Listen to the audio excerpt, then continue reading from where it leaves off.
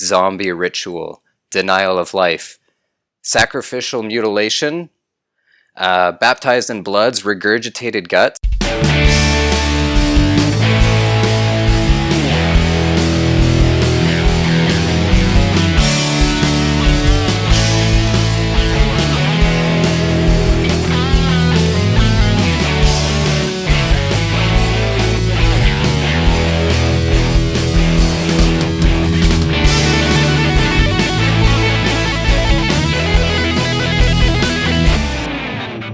Welcome to Metal with Mike. I'm your host, Mike, and my guest this week is Joe Diaco, host of the Quarter Rest podcast. That's not how this works. I am the host, and you are the co-host. All right. But that's okay. That's okay. We can have fun nonetheless.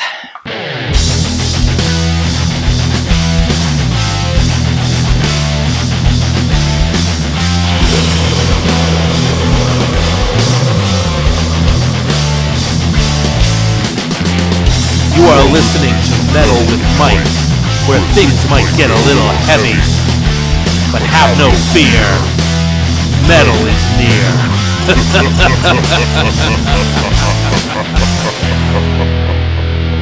So in all seriousness, folks, this is episode 1 of our series Metal with Mike, in which me and my friend Mike, who is joining me here.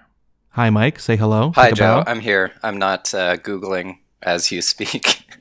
I'm well, here. That's good to hear. I'm participating. Okay, good. I'm hoping this is the level of participation we can expect. So we are going to be discussing, well, the point of this series is to discuss metal, obviously. It's me talking metal with Mike. It's in the name. Today we're going to be discussing the discography of a band that is often referred to as the godfathers of death metal, or one of the progenitors, if that's even how the word is pronounced, Yep. of the death metal genre. And that band is called Death, formed in, I actually don't know the year, but formed in the 1980s. I've got the Wikipedia page open here, so. Tell us. 1983, Joe. Formed in 1983 by Chuck Schuldiner and a bunch of ringers. Fact of the matter is, this band went through a bunch of lineup changes, and Chuck was the only guy who played on every album. He really was this band. He was kind of the brains of the operation, but there was still I think Gene Hoglan drummed for them for a while, and he's kind of a big deal now. So yeah, there was some great people involved, but. Oh, and there were some other people from other bands, and we'll get into that. But we're going to be running through the discography, starting with their first album, released 1987. This album is called Scream Bloody Gore, and it is often considered to be the first, or certainly one of the first, death metal albums. It introduced many of the characteristics of the genre, the deep, grunted vocals, the fast guitars, the blast beat drums, and of course the band was called Death. So how could they not be the first death metal band? It's in the name. So, Mike, Yes. Want to give us some initial impressions of this album, or just overall impressions? This album rules. I think I don't want to talk too much of everything else, but for me, this is the one that I think rocks the hardest by far. It's the most straightforward album they've recorded, I think, as well. It's kind of, you get a little bit of a Slayer vibe from it, I think. Oh, big time. The speed and kind of the only, his vocals obviously are kind of his own thing. But yeah. it's thrashier, it's heavier. Well, I'm sure you could argue that point, but to me it just comes off as heavier, more aggressive. Heaviness is a debatable thing. It's a little hard to pin down exactly what makes something heavy, but yeah, it's definitely, I think no matter what, you can't deny that this is a heavy album. Exactly. And it just, yeah, to me this one just starts hard, and it just it goes the whole way through. It's pretty relentless. Yeah, and I mean a lot of the later Death stuff meanders. They get a little bit more a prog leaning, whereas this one is just there's nothing fancy going on here. It's great. It just rips the whole way through. It's a lot of fun. If you think of an album like Rain and Blood by Slayer, it's that same kind of vibe. Although I would say this one is on a even more cartoonish level of speed and aggressivity. It's relentless. It starts heavy and fast, and it ends heavy and fast, and there's really not a whole lot of variation in between. Although the riffs do differ, they don't all sound exactly the same. It can be a little hard to tell one song from another, which is kind of a thing in this genre. Yeah, that's okay. Anyone who likes this sort of stuff isn't really bothered by that. I definitely wouldn't say I'm complaining that I'll be like, it's one of those albums where you say, oh, put on song 3, like you don't know the titles. You probably couldn't sing a single lyric from it off the top of your head aside from a few standout little bits, but yeah, it's like that's not the point of this album, right? Like it's just meant to go. Now for me, it sort of seemed like you were implying that this is your favorite album. For me, it's not, but I do think it's up there. I would say I think that like when we get to the end and we're kind of talking in the whole thing together. But I would say, like, to me, this would be, let's call this the gym album because it's the most straightforward. It's also kind of, it's got the recording quality is a lot rawer, which to me comes off as more, it feels almost like it's more of a live, you're at a live show almost. It's not very polished. And it sounds it's like cavernous.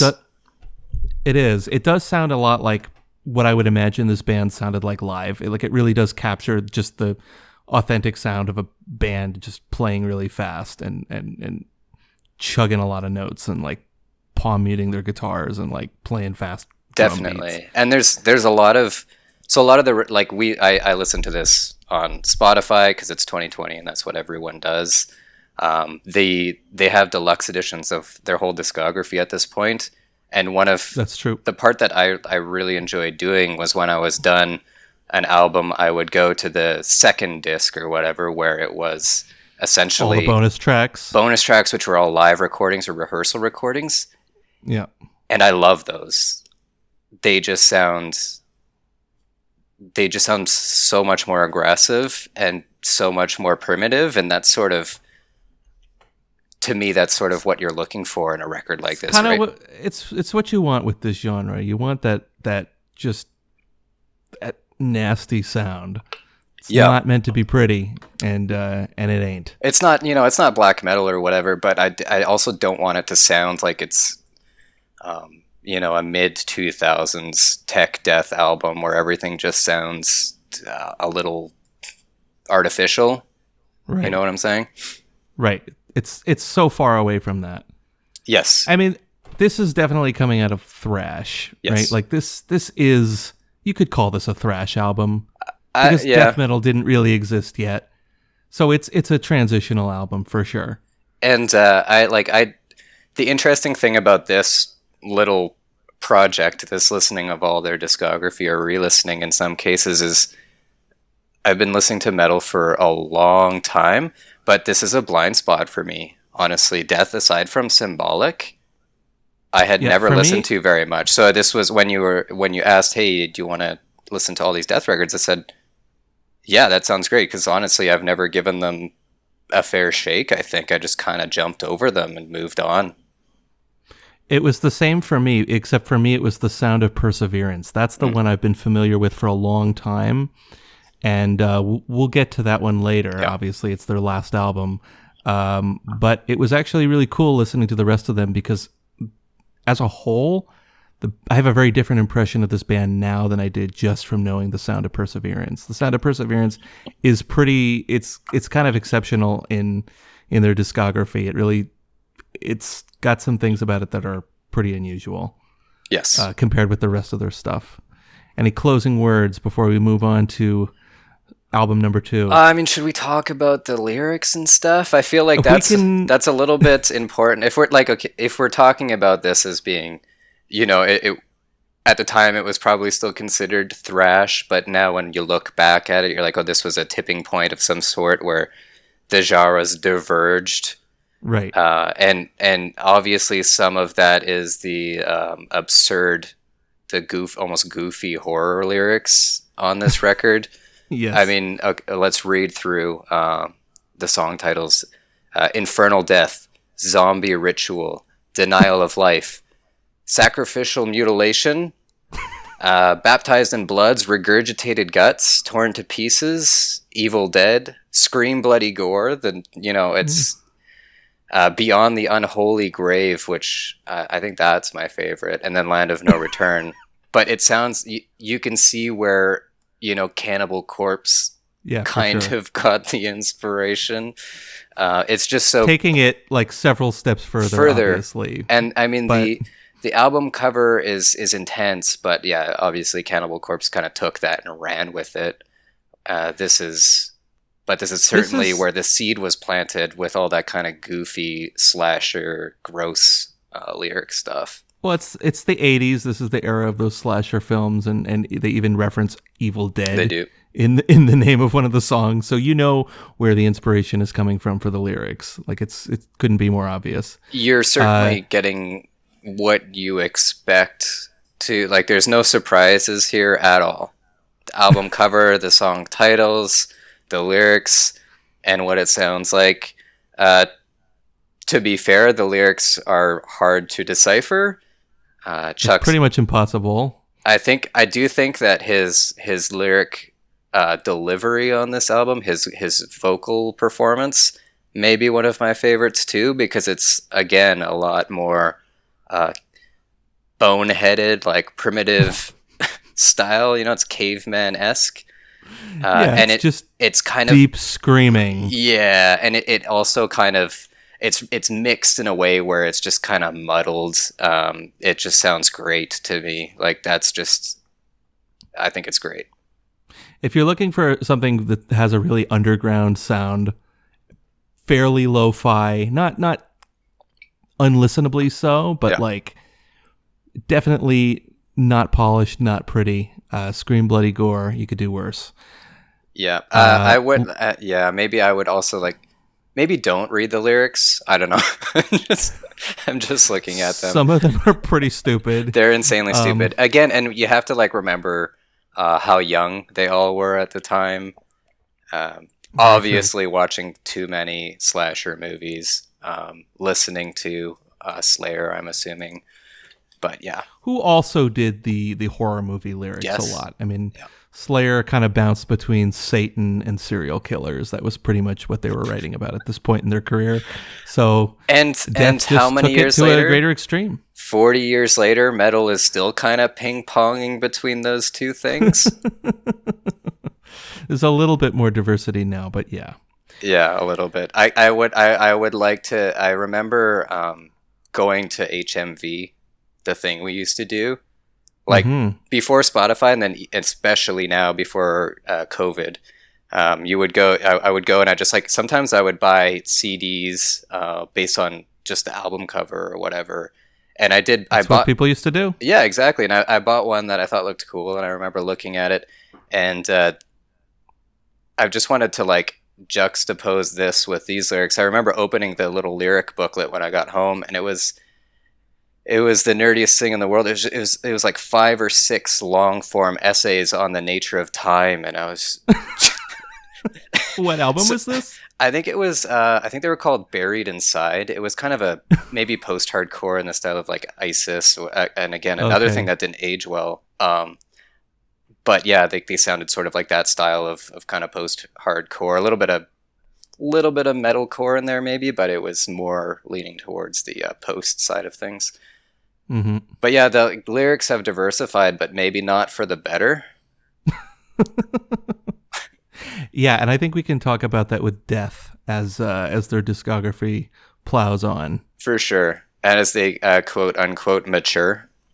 Yep, I will say, since we're talking about album covers, this is one of my favorites from Death. It is a sort of skeleton king sitting on a throne, and there are some, like, I guess skeleton monks Acolytes, maybe? Yeah, some kind of lieutenants of the Dark Lord, and they're like drinking from goblets and kind of looking at you, I guess, looking at the viewer, and you got that death logo, which has like a Grim Reaper's scythe. We have to talk about the logo, right? Okay, what do you want to say about the logo? It's very busy. It's super busy, but it's so unique, right? Like in a genre where you're kind of used to every logo kind of either looking like a blood spatter or the twigs of a tree, just like this unreadable mess of lines. I don't get the twigs of a tree thing. I don't get why that's cool. I don't want to get like, it's probably it seems to be more the black metal bands that do that, and they're all about walking around in the forest or LARPing with your buddies, so yeah, that might be that's it. True. But this one is like this looks like something Chuck probably drew in his Trapper Keeper at school or something. Oh, for sure. The D has the like good lord, I forgot the word for spider web. Yes, the D has a spider web. It does have a spider web. I got there in the end.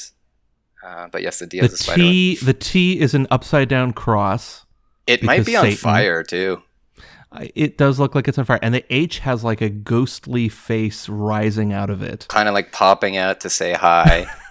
Yeah. The only one, in fact, that doesn't really do anything. Oh no, the E and the A, but they sort of have angles that almost hint at a pentagram. And the A looks like it kind of has a bone coming out of it. It's a little hard to tell. Well, that turns into the scythe, busy, right?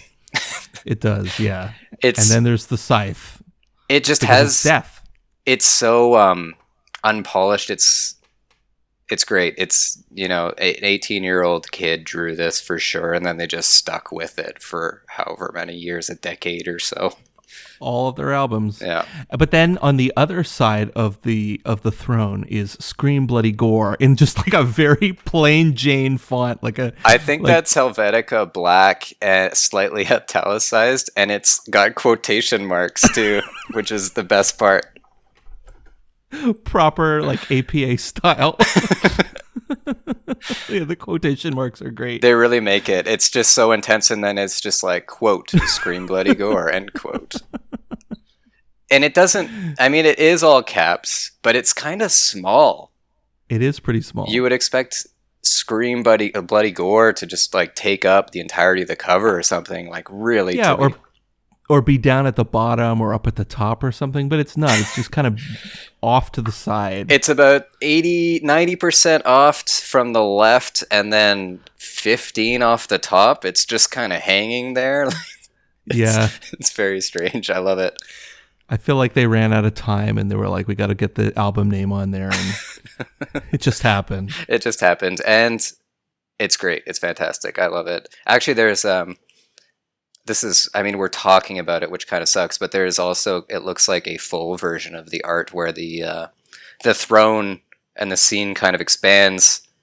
And so there's alive skeletons in robes, drinking from their goblets, looking almost ecstatic. But then behind them, there's dead skeletons. So there's some sort of lore going on there, I'm sure, where these... we've got live and dead skeletons, and this whole world is being hinted at on this album cover. Just love it. I'm sure you could do a D&D campaign based off of these album covers. So let's move on to 1988's Leprosy. This is the second album. 1 year later. Death. 1 year later. Very, very different. In terms of album cover, since we're on that topic, the Death logo is still here. It's gone from red to a dark gray. Yes. And we have got a man, presumably with leprosy. He definitely has gross-looking skin. He doesn't look healthy, Joe. No, not at all. It's standing in, I don't know, is that a refugee camp? Let me blow this up a little bit here. I would also like to point out that I love that it's mostly pink. It is. Yeah. Yeah, the sky is It's sunsetting, right? It's kind of sunsetty, but like the pink stands out. it does. It actually looks pretty good. I mean, it's a painting, and it's a little bit more crisp than the one for Scream Bloody Gore. Yeah. It's less in your face. It's less aggressive, overtly aggressive. The yeah, the color of the logo is a bit strange, but honestly, I do quite like this one. All in all, it's not too. It's a bit cheesy, but not the corniest thing you've seen in your life. It's kind of nice. Could be worse. Oh yes, and we'll get to that. So, what did you think of this album? I like that one. I like this one as well. I think Scream Bloody Gore works for me more overall, but Leprosy feels very similar in a lot of ways. It kind of sounds the same-ish to me, and I apologize. I'm not a musician, so I'm gonna, I just speak it like I hear it. So I might use some dumb terminology or things that sound kind of absurd, but This is a non-judgmental space. I appreciate that. I will embarrass myself as I see fit.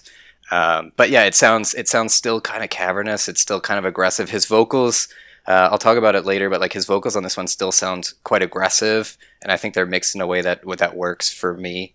Still kind of cavernous, still kind of caveman-y. Yeah, same basic vocal delivery. Yeah. For me, what stands out is the drum sound is a lot cleaner Yes. on this one. This was clearly recorded in a better studio or with a better producer, and there's obviously like more attention paid to making everything kind of clear and a little easier to discern what's going on. So like the big thing is the drums. Like the bass drum on Scream Bloody Gore is not recorded like what you would associate with death metal. It sounds very muddy, and here it's a lot more tight. Yeah. The guitars are also tighter. Not so much that the playing is better, but it's just a matter of like the recording or mastering. So it definitely sounds more polished. But not overtly so, right? No, like it not at still all. sounds quite primitive in the delivery. You're right about the drums. Like I do think possibly on the earlier album, recording bass, like metal bass drums, that was probably still kind of being figured out. I don't know if I'm speaking out of my ass here, but having No, it was. Yeah. It was. To make a double bass sound right on a recording, I'm sure takes a lot of trial and error, and it sounds a lot muddier on the prior one. So there's definitely a difference there.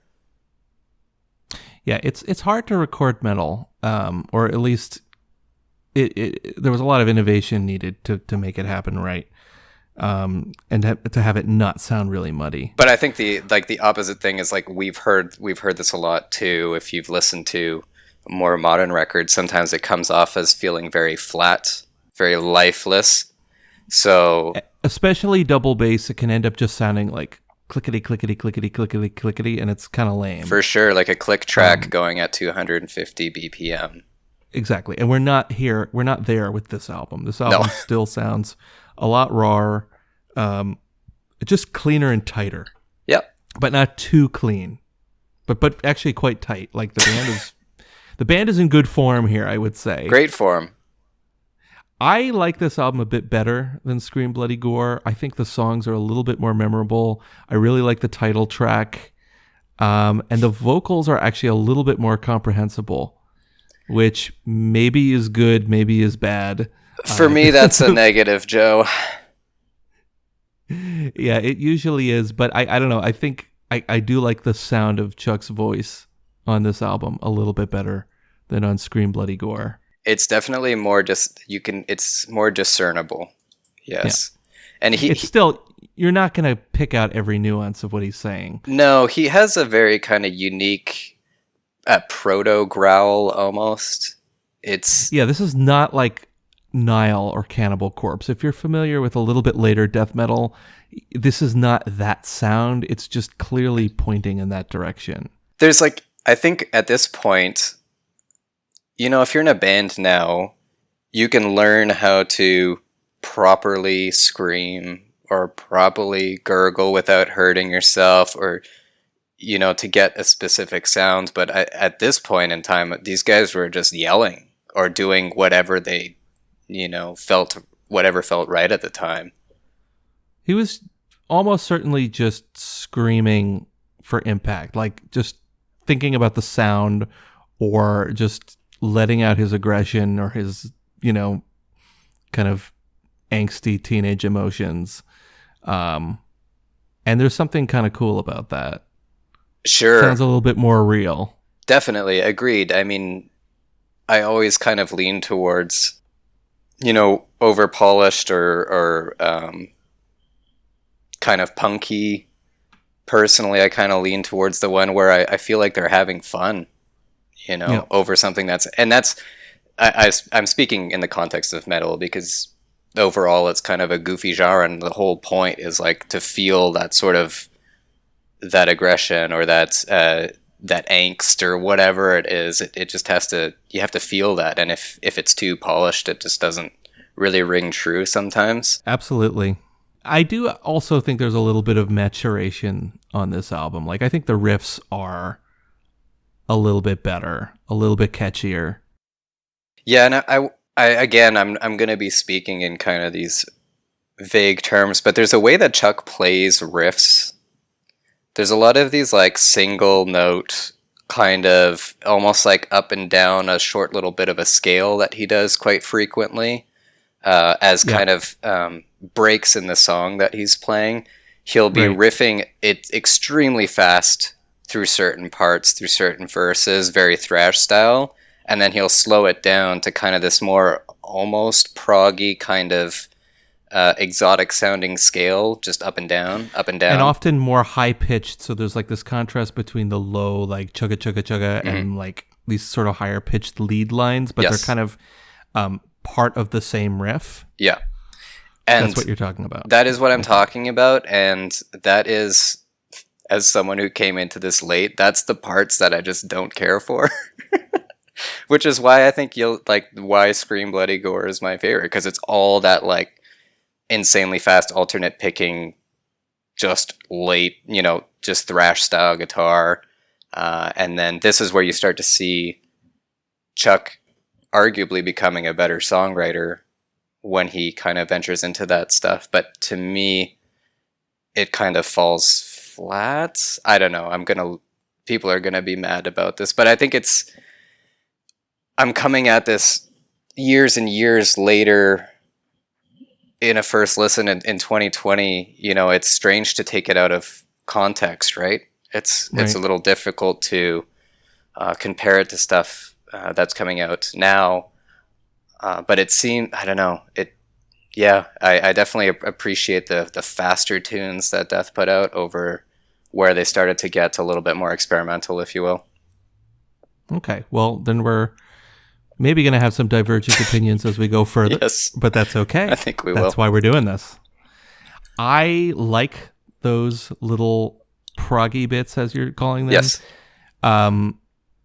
It depends. It depends on the song. It depends on the album. On this album, I don't think this is not a prog metal album. No. We're using that word as maybe it's a misnomer. It's not a prog album by any stretch, and this barely happens that much in this album, really. Right. There's a lot more of that kind of thing on later albums, but here it's to me it's like little bits of color, little like flashes of melody, and I actually really appreciate it because I think it actually like reinforces the heaviness.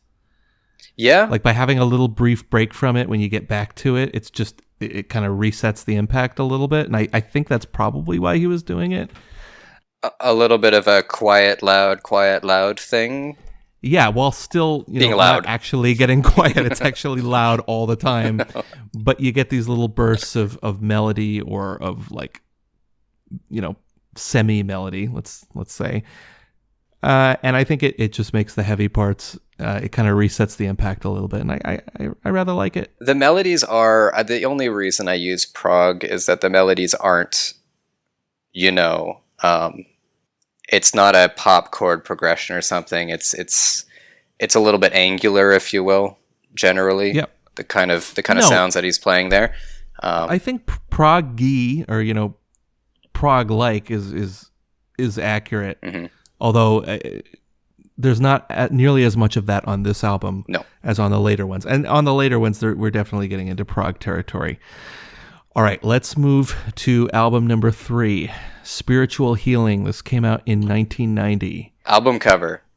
Album cover. We got to talk about this album cover. This is not only, and I'm speaking for myself here, but this is not only the worst Death album cover. This is like one of the ugliest things I've ever seen. I'm surprised I've never seen this on a worst album covers listicle. Yeah. This is some ugly shit, man. I don't know what's going on here. The only reason I think that you haven't seen it is I feel like that's what the intent was. Maybe. It's upsetting in a few ways. It's not nice to look at. The color work is kind of jarring. It's very blue. It's very, very blue. So let's just describe it real quick. So first of all, it really stands out because this is just a painting of some people. See, you got a guy in a wheelchair who is bald, presumably sick. He needs some spiritual healing. Maybe it's the guy from the last album. Maybe. Oh, could be. I don't think so. He started as a skeleton. He got somewhat better in the second album. Leprosy. Yeah. And now he's being spiritually healed. Then you've got the spiritual healer, who is looks like a tent revival preacher with a bolo tie, wearing an all white, suit. Silk suit, almost. Yeah, looks shiny. Very shiny suit, maybe kind of a snakeskin thing going on. And he's about to slap the poor guy. Slap maybe the sick in the out face. of him. Well, obviously. And then behind them, there are a bunch of, members of the faithful, and they're all ooh, they're all clutching Bibles and kind of with kind their of witnessing, hands up. Right? Yeah, hands up. It's definitely the guy, the healer is a caricature of some sort, right? He's an amalgamation of all the TV preachers. He's a televangelist / tent revival, faith healer. There's a very not subtle kind of jab in this album cover. If you look in the pocket of his vest, it's a whole bunch of dollar bills spilling out of it. Okay. Yeah. See, I'm looking at a small version of it right now, and I can't really see it. You really got to blow this one up for that. Little subtle dig. Maybe not so subtle. Dig. Maybe not. But the best part is spiritual healing is in this kind of gothic font, red against a beautiful blue sky. And then you have that death logo also in red. Yeah. Red and black against this very bright, colorful album cover. It is so jarring, and you know what this looks like, so Joe? Ugly. This looks like when you were surfing the net in 1999 and people would just put up these tripod sites and there'd be flaming GIFs and horrible color combinations, and you could not read more than 3 or 4 sentences without having to leave the website. It's just it's hard to look at, and again, I don't know, maybe it was intentional, but it's not nice. And one last thing, the poor guy in the wheelchair, what is up with his hand? His hand looks gigantic. I think it's an attempt at foreshortening. It's definitely an attempt at foreshortening, but it looks as though he's sick with handitis. Maybe that's what it is.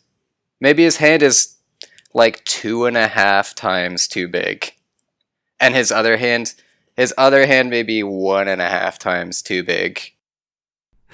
And so the faith healer's got to slap the giant hand out of him. Yeah, I think that's a thing. One of your hands is slightly larger than normal, and the other one is definitely larger than normal. Terminal. There are no survivors. No, you just live your life, but you can't put your hands in your pockets. You gotta special order custom pants. Custom pants and custom sleeves for your shirts. Yeah, you say, listen, I need larger pockets. I said, okay, no problem. You say, but wait, one of them has to be slightly larger than the other even. Kind of strange, but... Now, thankfully, the album cover is the only part of this album that's not good. I'm just kidding, of course. Oh, brutal dig. Brutal dig. This album is, how do we describe it? Well, you know how I was talking about flat-sounding metal records? This, to me, is the epitome of that. Well, it's not the epitome, but it's a perfect example of one of these types of records where everything just comes off sounding clinical. Yeah. There are some okay riffs. Yes. I'm not going to say that there's nothing good going on here. We can't... We like, these are obviously all important records. They're all decent records, but when we're ranking them, we're ranking them within the context of a band that is widely admired, considered, one of the greats of metal or extreme metal. Yes. And a band that I quite enjoy. I really enjoyed listening to all these albums, but this to me is the worst one. There are some good things on it. Mm-hmm. I like the title track, Spiritual Healing, or at least I like parts of it. But yeah, a lot of these songs are kind of long, kind of meandering and aimless. The production's not great. And the lyrics, oh man, let's talk about the lyrics. They're awkward. Did you read some of them? I did. I feel like this is Chuck trying to evolve and speak more seriously. Definitely. Through his music. I believe he was still quite young at the time. I think that it comes off quite awkwardly. If this came out today, we'd just be dunking on it on Twitter all day long, I think. Yeah. I do think I'm reading some of these lyrics, like the first song about crack babies. A crack baby, where you're almost reading, and I can't tell if he's doing a bit of both sidesism here or not. And it's hard to get the intention, and maybe, the author in this case is figuratively and literally dead. So it's kind of up to us to take it, but maybe I'm giving him too much credit when I kind of read it, sometimes as tongue as cheek, or, he's being someone else and then responding to it sometimes. I did not read the lyrics to that first song like that. So the first song is Living Monstrosity. So this is the early 1990s. So first of all, let's just kind of explain what's going on with the lyrics here. So there's a big shift between the first two albums where the lyrics are all, death and gore and guts. Yes. And then this album, which is Chuck's attempt at quote unquote social commentary. And that's kind of a thrash thing. A lot of thrash bands, especially at the end of the 80s, beginning of the 90s, were kind of dipping their toes into politics and social commentary to varying degrees of success. Mm-hmm. Like Metallica had their album And Justice for All. Yes. That was 1989, if I'm not mistaken. So that's what they're trying to do here. But yeah. It comes off as just almost these days, this would be what someone on a Red Pill Reddit subreddit would write out. It comes off as kind of a misogynistic screed almost. Well, the first song in particular, it's about a crack baby and condemning the mom for giving birth to this living monstrosity. Yeah. And this was the time that there was a big panic about children born addicted to crack and about crack in general. And of course now we sort of know that actually being born, having your mother take cocaine while pregnant is not great, but it's not actually nearly as bad as fetal alcohol syndrome. So I've actually read about it, and the whole crack baby sort of moral panic that was taking place in the early 90s was kind of way overblown and kind of for nothing. Yeah. As it turns out, it's not actually that bad. Like, I'm not condoning doing cocaine when you're pregnant. It's not great. Like, don't. But actually, it's like probably worse to be drinking a lot. And the whole idea that like children are going to be born without eyes. God, what are the lyrics here? It reminds me a little bit of the three-eyed fish in The Simpsons. You know, oh, there's radiation in the lake, and now the fish have three eyes.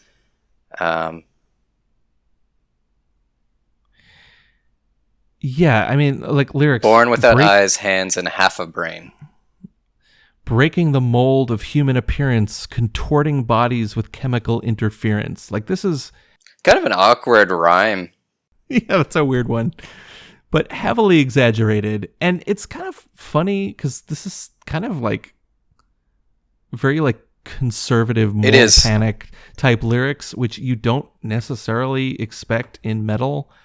We're starting to realize, though, a lot of the guys that were playing this type of music in that era, aside from your Napalm Deaths or whatever, they've always kind of harbored these. I mean, this is a huge topic inside of metal, but there's always been that sort of conservative mindset in this, and that's true. This is very much a pearl clutching kind of album. It is. Aside from the condemnation of religion, the rest of it. So there's condemnation of religion, particularly condemnation of like, you know, people who, take advantage of the desperate and the poor and, you know, by promising salvation and taking their money and all that. I mean, Metallica covered that as well. They kind of did the televangelist dig. Leper Messiah, I think, was the one. Yeah, good tune. It's a great tune, and I think they had a couple like that. But yeah, this has that. But other than that, there are a lot of kind of misogynistic screeds, as you say. Then you have the song "Altering the Future," which is just Chuck telling us his opinion of abortion and also execution. So he's pro-abortion, but he's also pro-capital punishment. And for some reason, those things need to go together in a song. Yeah, this is another one that's hard for me to kind of read and determine. I mean, the intent, I think, is clear. There is the one line where it says it's their choice to make, which in the entirety of the song kind of stands out, because like you said, the entirety of the song does seem to say that he's, but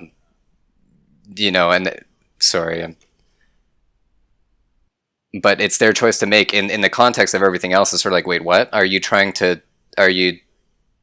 doing, this side and that side? Are you doing both sides here and contrasting them? Or I don't know.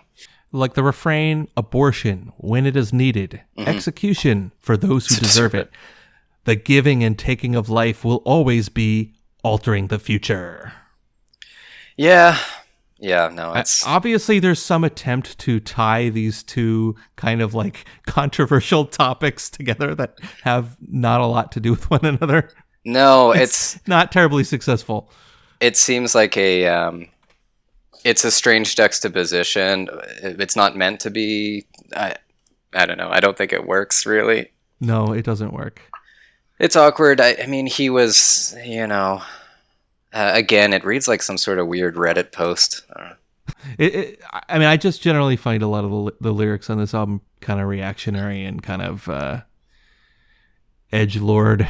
They're a little bit edgelordy. I mean, the other ones were extremely edgelordy, but in kind of a corny slasher way. And slasher movies are part of culture. People understand them. Being gross in that sense isn't necessarily shocking. It's almost endearing in a way. And then this is sort of... Right, like the first two albums we can take as kitsch. This one is actually like trying to be serious. This one is, I'm saying things about the world. This is my social commentary. This is...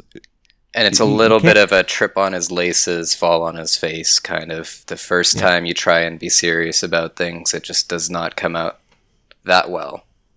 So, if you're looking to get into this band, I would probably not start here. I would agree. It doesn't sound good. The songs are forgettable, and the lyrics to be fair, hard to decipher unless you're reading them, aren't great. Not great. So that brings us to, I would say, a new era in the band. Yes. So this brings us to 1991, only a year later. This band really changed quickly, like in not that many years. Every album actually sounds quite different, which I like. You have to, as much as we kind of disliked the last album, it's definitely heralded a change in their sound, right? It went from... It is. It's the transition between the early, like, proto-death metal Yes. to something new. So 1991, the album is Human. I don't think we need to talk about the album cover. It's like... It's generic. Yeah. It's pretty generic.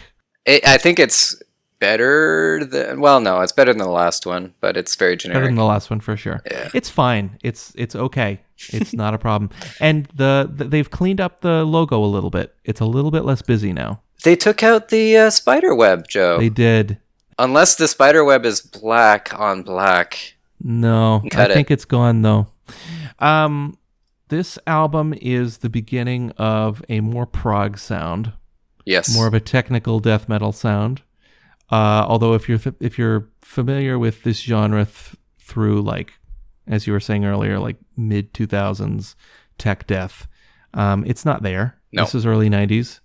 The level of complexity is not as overbearing as some of the later bands like Necrophagist and... Yeah. No, it sounds a lot more natural in a way than a lot of that stuff does.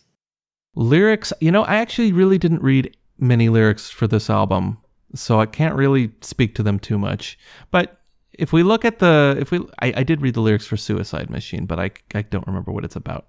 But let's just look at a couple of the names of the songs. Flattening of Emotions, Suicide Machine, Together as One, Secret Face, and so on and so forth. So definitely getting away from the gore sound. Sure. I mean, they're totally done with that now.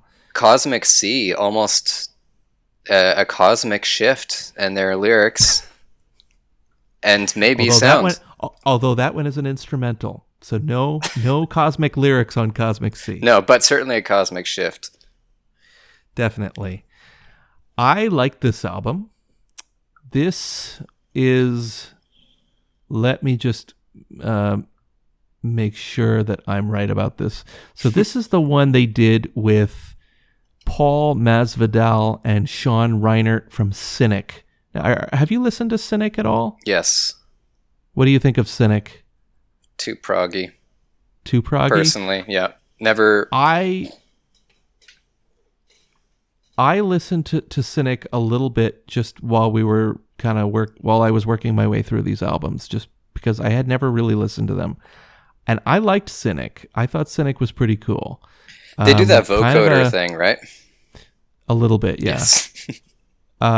Which is not my favorite, but I like this better. Yeah. But I thought Cynic was kind of cool. For sure. And they're also kind of a legendary group as well. So it's cool that there's some crossover there. Yeah, so I think that helps to explain the new sound. Is he's collaborating with new people who are doing something different. And these songs are a lot more complicated. They have more parts. And the riffs are getting more melodic. I think often getting a little bit catchier. Yeah. So it's not all bad. If you're worried that this is going to be like prog out sections in a Dream Theater song, it's not.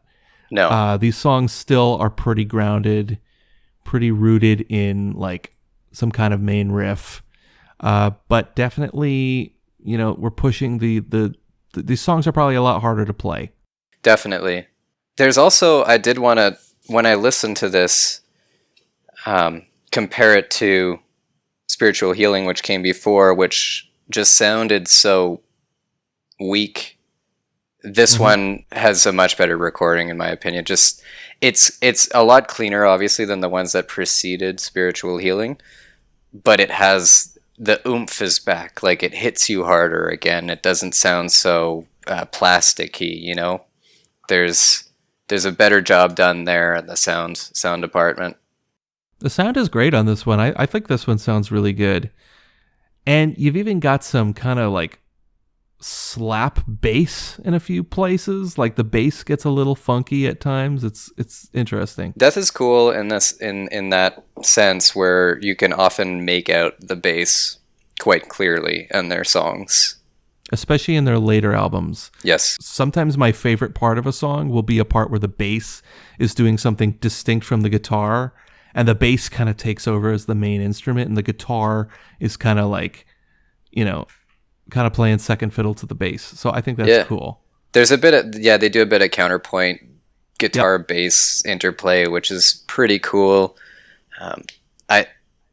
This definitely is where they became, I think to me, this is the Death sound. Yeah, what most people would associate with Death. Yep. Whereas like Spiritual Healing heralded it, and maybe why Scream Bloody Gore and Leprosy were such a revelation to me, because they sounded so different and so much more just straight ahead thrashy, and I got really excited about that. Where this is more what I remember Death sounding like when I did listen to them, you know, in high school or whatever. And see, for me, I'm coming at it from the opposite end. Well, not from the opposite end, but for me, what I listened to in high school of Death was their last album, and everything else was a revelation because they're all so much less meandering and proggy than that last album, which we will get to. I don't really have a lot more to say about Human. No, me neither. I think it's a big shift in sound. It's solid record. It's really solid. It's the beginning of that kind of era for Death that's not exactly proggy, but more adventurous kind of metal. I think it's quite good. I would recommend it. So, 2 years later, 1993, we have the album Individual Thought Patterns. We are now officially at the point where we don't need to talk about album covers. This one is like... It's even less distinct than the previous one. Yeah, I can't even make out what it's supposed to be. I guess a skull. You know what it reminds me of, though? It reminds me a lot of the aesthetic on the Converge album covers. I was going to say it reminds me of a cross between the album covers for Jane Doe and No Heroes. Yep. Yeah, the background is No Heroes, and the foreground is Jane Doe. Yes, 100%. So Individual Thought Patterns features, again, a totally new lineup. The guys from Cynic are gone. And the guitarist Andy LaRocque is playing on here. And Andy LaRocque, I'm not sure if that's how he pronounces it, but let's go with it. LaRocque. Well, he's Français, Joe. But he's not Francais. He's not French. Oh, he's not. His last name is Swedish. No, well, okay. I actually just looked this up on Wikipedia. So he was born Anders Alhaga. He's Swedish and Americanized / Francicized his name to Andy LaRocque or LaRocque. It's almost Quebecois to me. He like French Canadianed his name to something a lot, to me personally, as someone from Canada, a lot lamer than his old name. I don't know. Yeah. Too bad, buddy. He wanted to sound like an American, like a North American anyway. So he is a guitarist from the band King Diamond. That surprises me a little bit because King Diamond is very different from Death. More of an old school metal band. Very much so. Are you familiar with their music? Yeah, I've always found King Diamond the lyrics the vocals a little bit much.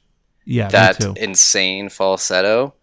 I appreciate a falsetto. He took it to an absurd level, and it kind of takes me out of the tunes.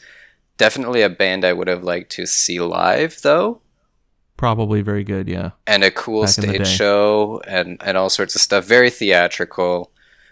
Very different than this, for sure. Yeah, so it's interesting to hear someone from a band that plays a much more old school style of metal playing on definitely the most progressive death album yet. Definitely something kind of bizarre about that. And their first music video.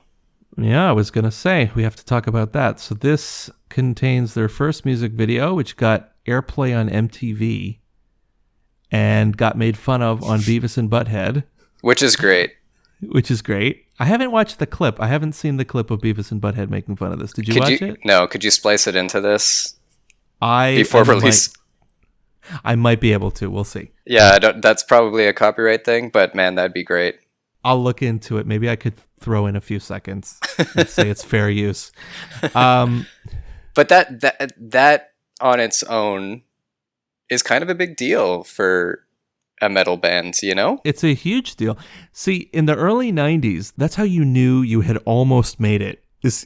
You were getting your music video made fun of by Beavis and Butthead. Because they had that recurring, little bit where they would be watching MTV and just like making fun of whatever video was playing. Yeah, just do a Mystery Science Theater thing and just talk shit about whatever they were watching.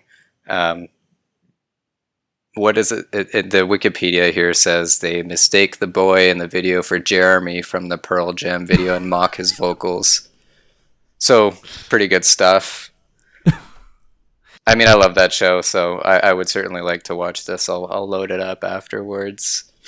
Yeah, I got to check that out. I should have definitely watched that before we recorded this, but that's kind of a big deal. And I did watch at least part of the music video, and it's kind of weird. I didn't really know what to make of it. So the song is describe it to me, Joe. The song, it's like there's a boy running in slow-mo, and like the band is playing, and that's about all I can remember. It's not spectacular. But the song is the last track on this album. It's called The Philosopher. And I think it is the standout track from this album. Sounds like they did too, Joe. Made a music video for it. I think they made the right choice, though. I think it's a good tune. For sure. Do you want to speak to that at all? Well, no, I don't. Okay. I don't have anything more to say. We can come back to it. We'll circle back around to that one. What did you think of this album? This is where, for me, it all kind of starts to mishmash together. So the first Death album I listened to was Symbolic, and I listened to it a decent amount.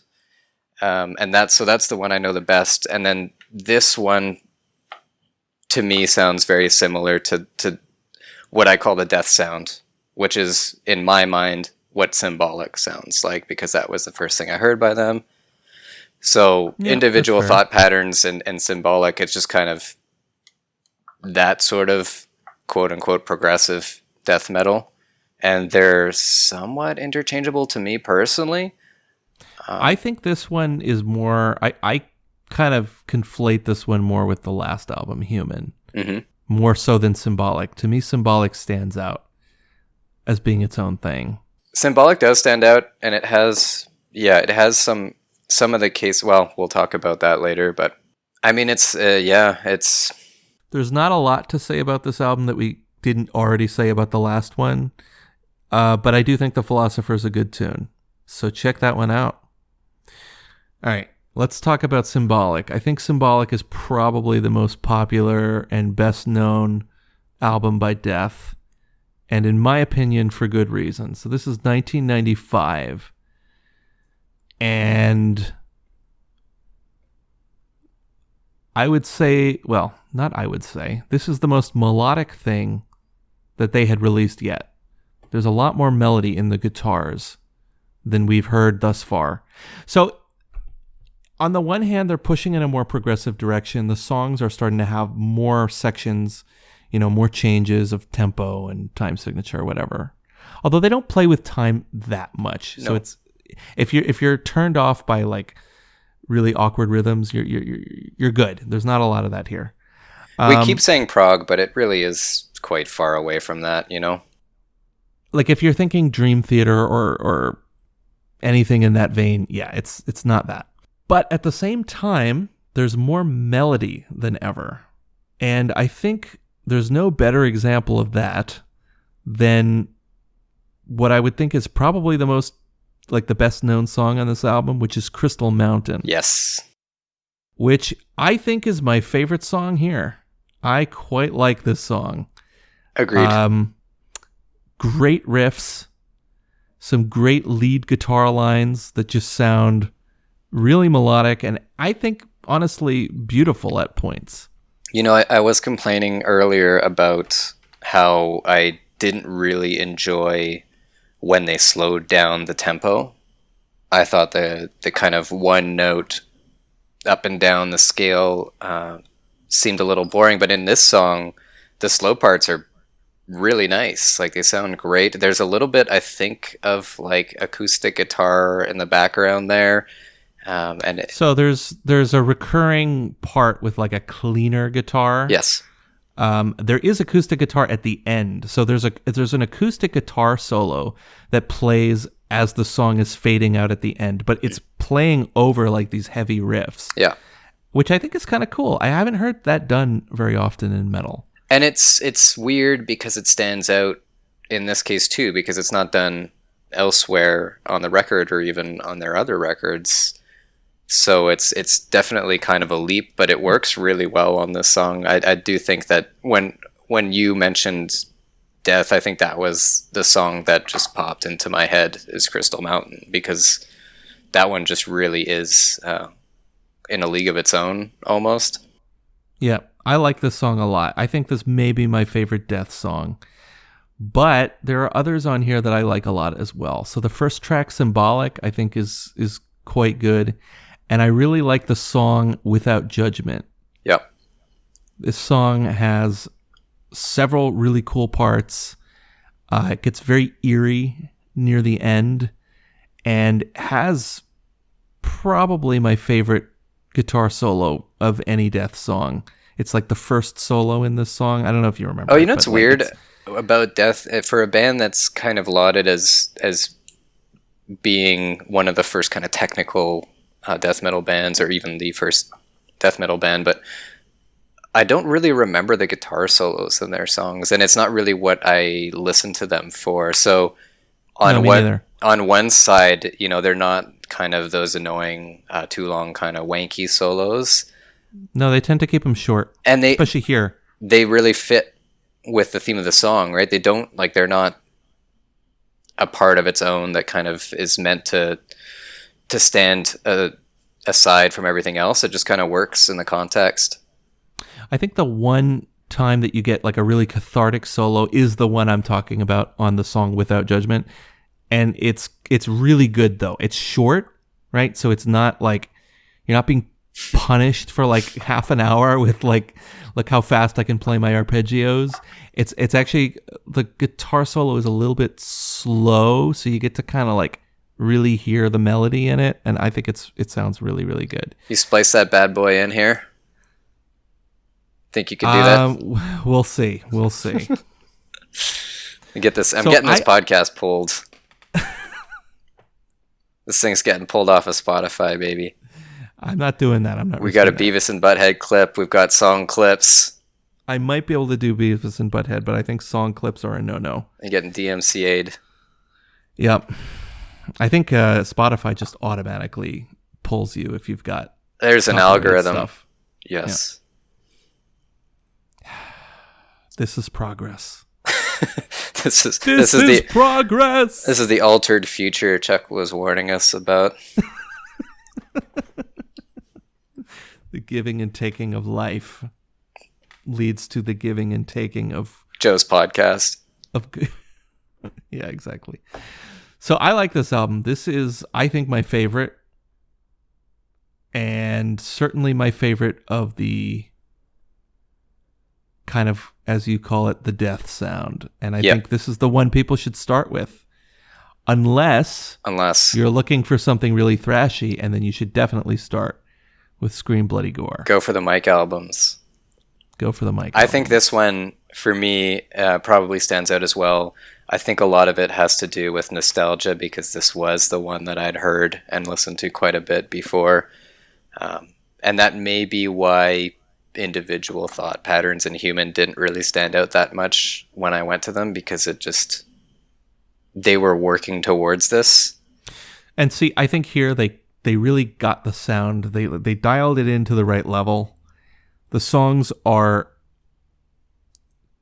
complicated and sophisticated, but it's still relatively short. Like the average length seems to be about 4.5 minutes, which is not short, but for metal is actually not too bad. The albums never overstay their welcome.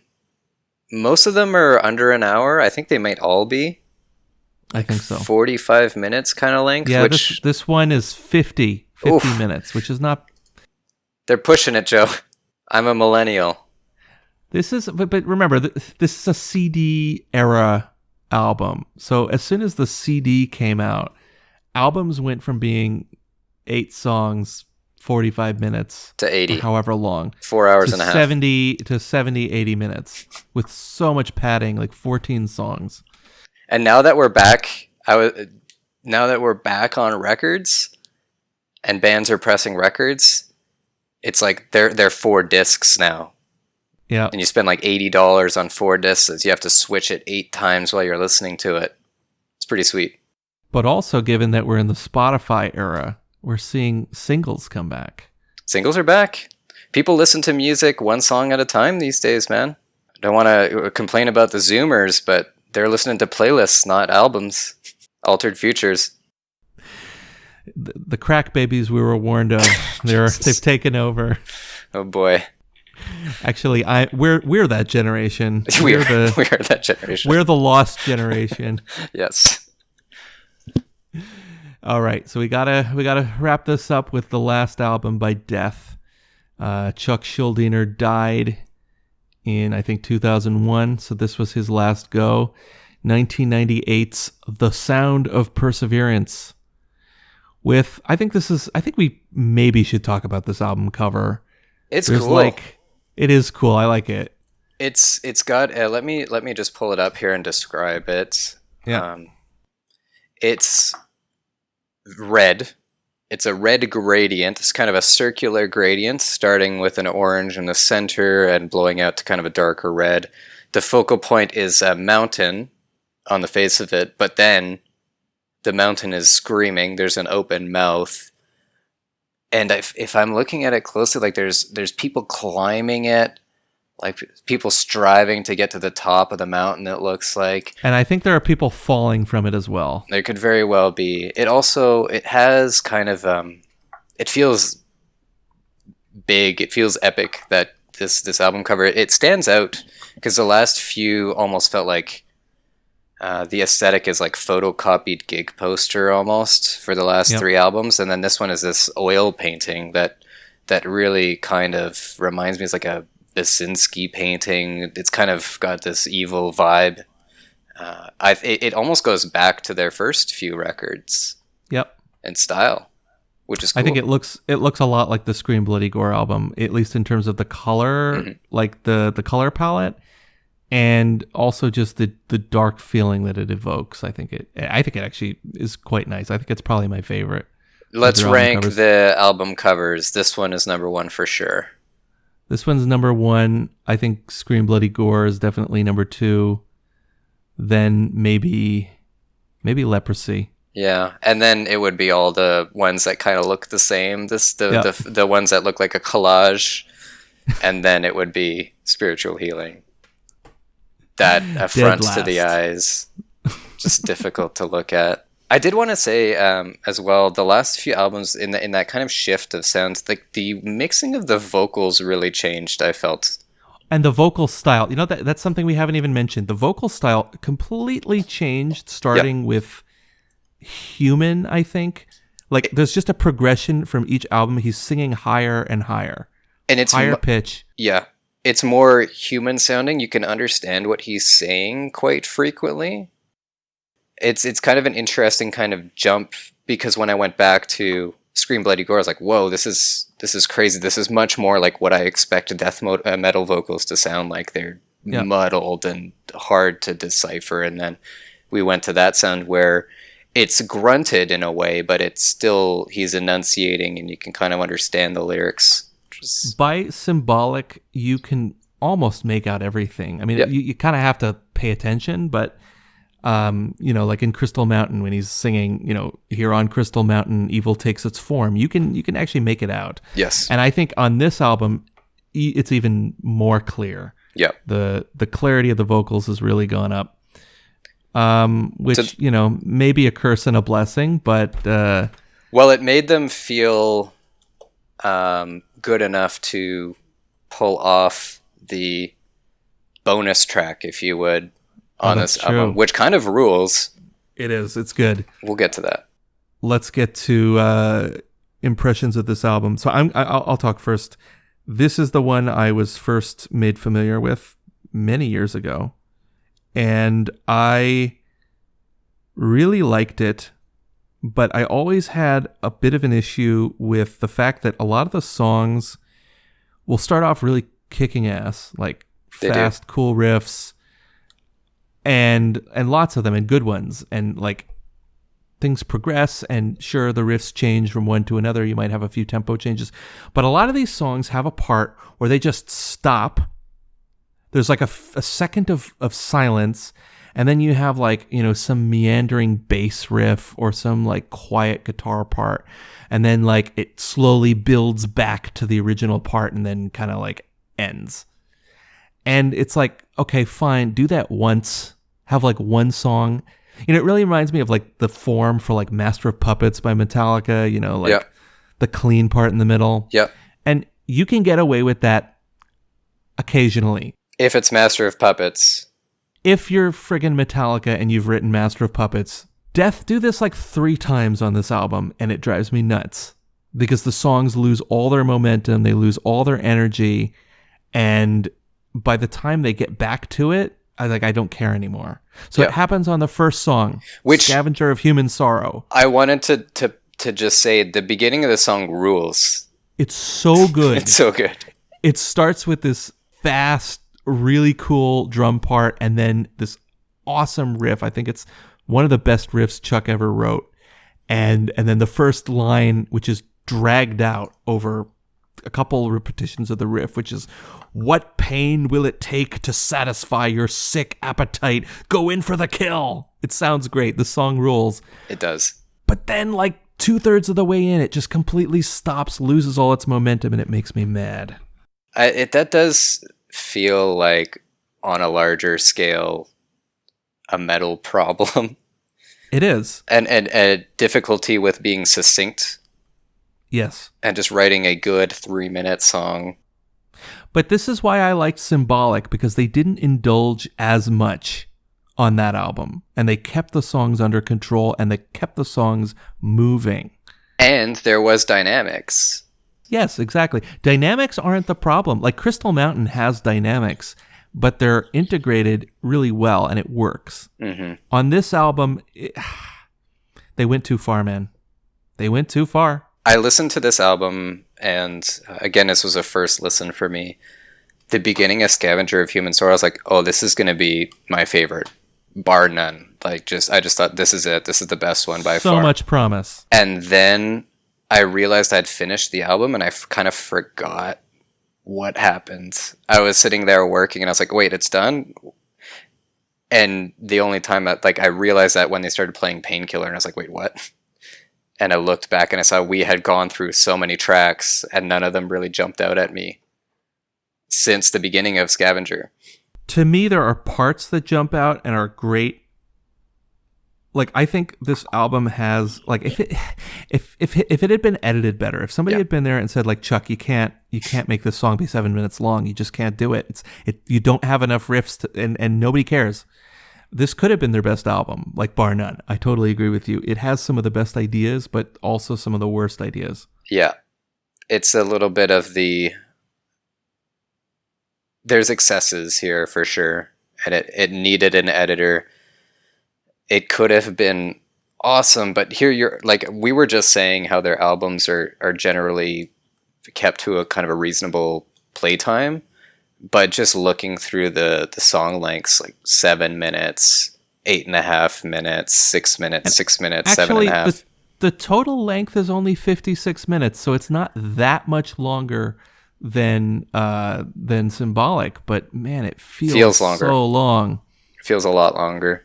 And I hate to say it, but the one thing that stands out is their cover of Painkiller at the end to me. Yeah, so let's talk about that. Painkiller, this is a Judas Priest song from the album Painkiller by Judas Priest. I love that song, the Judas Priest original. It's a great heavy metal song. Slaps. It really does. It's fantastic. It just starts with one of the most recognizable drum intros of all time. Just kind of this almost... It's just such an iconic double kick kind of intro. Very like militaristic drum intro. Not too flashy, but like really intense. Very simple, actually. I mean, probably not the easiest thing to play. Like you wouldn't play this at your first drum lesson. And actually, like the drum intro to Scavenger of Human Sorrow kind of reminds me of that drum intro. I bet that it was influenced by it. It kind of makes sense. That may be why they decided to throw in the Painkiller cover at the end of the song, or maybe they had been playing Painkiller for fun as a warm-up and were inspired. Yeah. I mean, I wouldn't be surprised by that. So what did you think of Death's cover of Painkiller? I liked it quite a bit. I think it's a hard song to cover, especially when it's such an iconic tune and Rob has such a distinct sounding voice. Especially on that album. Yeah. And like he like I think to be fair, Chuck didn't like try to just mimic it exactly. He kind of made it his own. But no, because he is doing the high pitched screams as opposed to like the falsetto. Yes. Screamy falsetto. Because like Rob Halford on Painkiller, he's still singing melodies. He's singing notes. Yeah. Right. Chuck is not. Chuck is just. Well, there's an attempt. Out the words. There's a little bit of an attempt at a melody in the especially vocal on delivery. Painkiller. Yeah. Yeah, you're right. But not the same way as with Judas Priest. So yeah, I like this cover too. I don't like it as much as the original. No. It does sound more clinical. And the guitar solos don't have that just really epic feel that you get with the original. For me, that was the big difference is the guitar solos. And these are like heavy metal wank solos that, people know. It just did not sound epic. It did not sound, it didn't blow your face off like the Painkiller ones do, because those are like someone just being like, hey, check me out. And you're like agog listening to it a little bit, I love the solos in Painkiller, like the original. They're great. To me, they're great. They're excessive, but they work in the context of the song. They're perfect. They're excessive, but I think they absolutely bring something to the music. So I will. The whole defend song them. is excessive. Of course. It's about like a giant flying robot motorcycle thing. Yeah. What do you expect, man? The second or third most sung about metal lyrical trope. The giant robot flaming motorcycle. Beast. Yeah. So the cover definitely stands out. And actually near the end, Chuck does sing melodically a little bit. He does this is the painkiller. And he actually sings in more of a baritone. It's kind of interesting. That's not too bad. No. It kind of works. Not too bad at all. But yeah, I think it's trying to cover that song is certainly setting the bar really high. It's ballsy move. It is ballsy, and it almost worked. Parts of it worked, let's say. Yeah, I think on the whole it's pretty good, but it's not, you're asking for trouble when you go up against the original of that song. Yeah. An interesting thing is the song. There's a song on here called Spirit Crusher, and there was an album I quite liked a few years ago called Spirit Crusher, and now I'm realizing that it was an homage to this tune. Oh yeah? And What's me the being Dodsrit, there's an umlaut in there. It's a Swedish thing. Is it a good album?